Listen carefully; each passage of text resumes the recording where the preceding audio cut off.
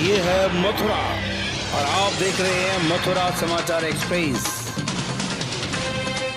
मुख्यमंत्री योगी आदित्यनाथ बुधवार को चौमुआ ब्लॉक के गांव आजही स्थित भक्ति वेदांत गुरुकुल और इंटरनेशनल स्कूल परिसर पहुंचे। यहां उन्होंने कृष्ण बलराम के मंदिर का लोकार्पण किया। साथ ही गुरुकुल की ओर से संचालित डेयरी प्लांट का उद्घाटन भी किया। डेयरी प्लांट की 25,000 लीटर दूध प्रतिदिन की क्षमता है। यहां गाय के दूध से उत्पादन तैयार किए जाएंगे।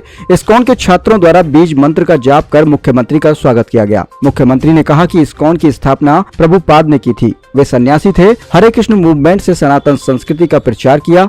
अपने गुरु के आदेश पर दुनिया में कृष्ण भक्ति आंदोलन को फैलाया। श्रीमद् भागवत गीता और श्री कृष्ण की लीला, उनकी भक्ति का प्रचार किया। आज करोड़ों अनुयायी भक्ति की बड़ी ताकत से जुड़े हैं। प्रभुपाद ने 108 मंदिर बनवाए थे और आज हजारों मंदिर बने हैं। ये मंदिर दुनिया भर में श्री कृष्ण की भक्ति का प्रचार प्रसार कर रहे हैं। मंदिर में कृष्ण बलराम की प्रतिमा के साथ दुग्ध प्लांट है। उन्नत गोवंश गौशाला में मौजूद हैं। हमें भारतीय नस्ल की उन्नत गोवंश के लिए कार्य करना है। वेटनरी बीवी में ये काम हो रहा है। आज गाय निराश्रित सड़कों पर घूमती है। कई बार ये दंगों का कारण बनती है। सरकार ने अनेक योजना चलाई है। 9 लाख से अधिक गौवंश की देखभाल सरकार कर रही है। भारतीय नस्ल के गौवंश सुरक्षित रहें, इसके प्रयास भी किए जा रहे हैं। मुख्यमंत्री ने कहा कि खपत की पूर्ति करें, लेकिन दूध की एक छोटे समय तक ही आप उसको सुरक्षित रख सकते हैं।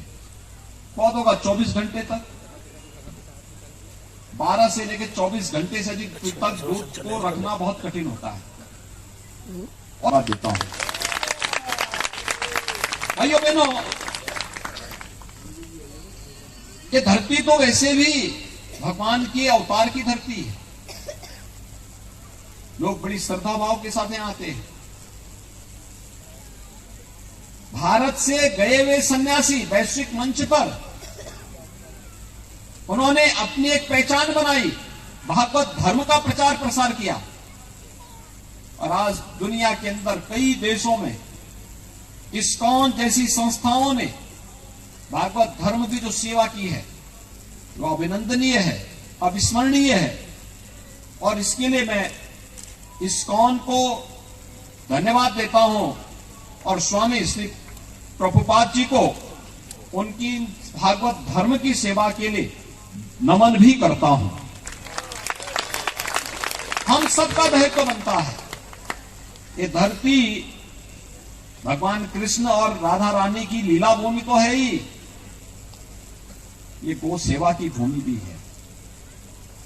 और गौ सेवा के कार्यक्रम को आगे बढ़ाने के लिए जो बात यहां पर डॉक्टर लक्ष्मीधर बेहरा जी भी कह रहे थे, खारा पानी है, मिट्टी नमकीन है, समाधान क्या है? समाधान दो ही है। बरसात के जल का संरक्षण करना और दूसरा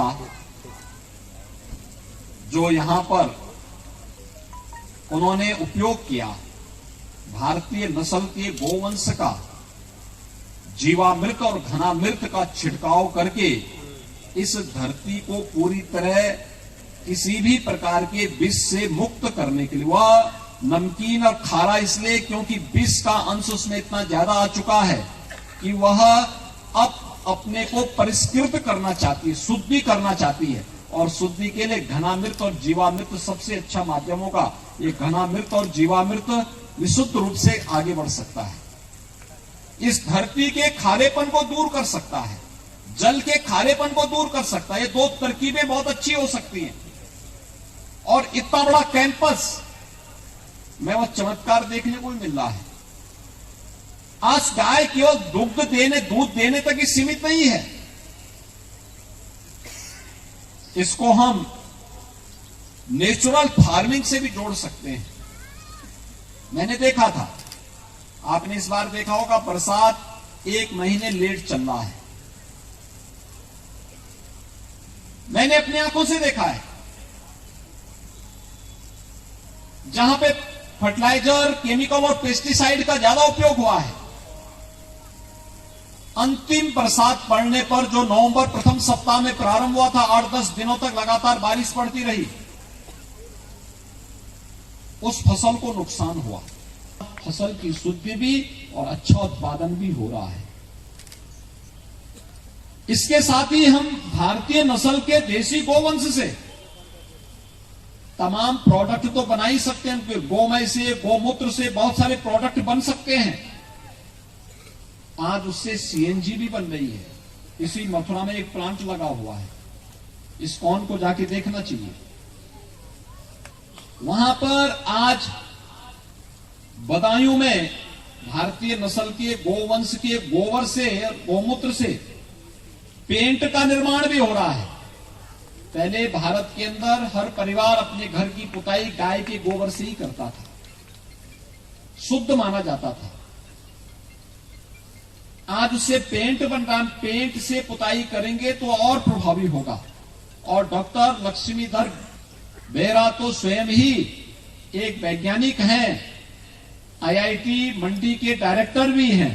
और मैं उनसे कहूंगा कि इस शोध को अगर वे आगे बढ़ाएंगे तो ये बहुत अच्छा काम होगा। बहुत सारे लोग इससे प्रेरणा प्राप्त करेंगे। इस कार्यक्रम को आगे बढ़ाने का जैसी संस्थाओं को इस दिशा में लीड करना चाहिए, इससे आगे बढ़ाने का कार्य करना चाहिए।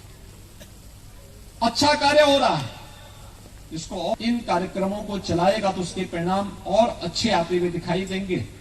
एक बार फिर से जो दुग्ध प्रोसेसिंग सेंटर यहां पर स्थापित हुआ है, जिसमें दूध और दूध से बने हुए उत्पाद बनेंगे, इसके लिए मैं चाहूंगा पूरे मथुरा में इस्कॉन के माध्यम से अधिक दुग्ध उत्पादन संगठन बने, दुग्ध समितियों का गठन हो। उनको इस्कॉन के साथ जोड़ने के कार्यक्रम के साथ अगर ये चलेगा तो स्वाभाविक रूप से भगवान श्री कृष्ण जिस गौ सेवा के साथ स्वयं जुड़े हुए थे, जिसके कारण उनका नाम गोपाल भी पड़ा, वह सार्थक होता हुआ दिखाई देगा, सार्थक होगा। और मैं चाहूंगा कि आप सब इस कार्यक्रम के साथ जुड़ेंगे। इस विश्वास के साथ मैं एक बार फिर से इस्कॉन को इस कार्यक्रम के लिए हृदय से बधाई देता हूं।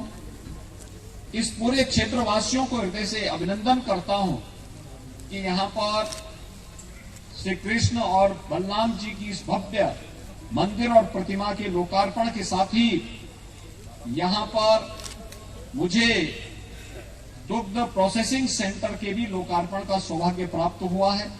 एक अच्छा प्रयास हुआ। इस प्रकार के सेंटर हर एक तहसील स्तर पर बना करके हम दुग्ध उत्पादन के साथ ही उसके वैल्यू एडिशन के माध्यम से पशुपालकों और अन्नदाता किसानों की आमदनी को कई गुना बढ़ाने में मदद मिल सकती है। और ग्राम स्वराज की परिकल्पना इस आर्थिक स्वावलंबन के माध्यम से प्रशस्त हो सकती है। इस कार्यक्रम के साथ हम इसको आगे बढ़ाने का कार्य करेंगे, मुझे पूरा विश्वास है। मैं राज्य सरकार की ओर से इन्हें आश्वस्त करता हूं कि राज्य सरकार का हर सकारात्मक कार्यक्रम के साथ पूरा सहयोग प्राप्त होगा। आज आपका कार्यक्रम पूरी भव्यता के साथ यहाँ पे आयोजित हुआ है। कल मैं यहाँ आया था, ब्रज